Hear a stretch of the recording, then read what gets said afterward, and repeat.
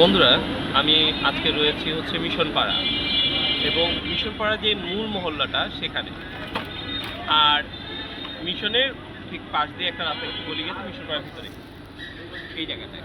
আর এই জায়গাটা যে ভাইটা আছে, এই দোকানটা আপনারা দেখতেই পাচ্ছেন, এই দোকানের পিঠা হচ্ছে এইটা।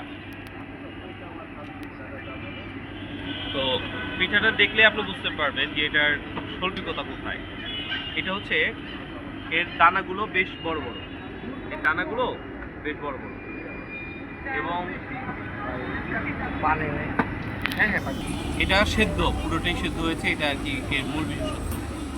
আর এই যে ভাইটা যিনি পিঠা ভাজতেন, ওনারা হচ্ছে দুই পুরুষের ব্যবসা এটা, অর্থাৎ ওনার বাবাও করতেন, উনিও করতেন। তো পিঠাটা খাই এবং এর ভিতরে যেগুলো রেকর্ড হচ্ছে এবং এর ভিতরের বৈশিষ্ট্যটা হচ্ছে এটা পুরোটাই সেদ্ধ সেদ্ধ এবং খেতে খুব ভালো লাগছে।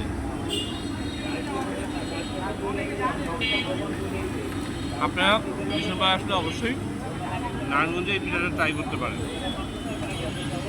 এর ভিতরে নারিকেলটা একটু আলাদাভাবে দেওয়া। নারায়ণগঞ্জে কয়েকটা জায়গায় আমি পিঠা খেয়েছি, তার ভিতরে এই পিঠাটা অন্যতম ভালো।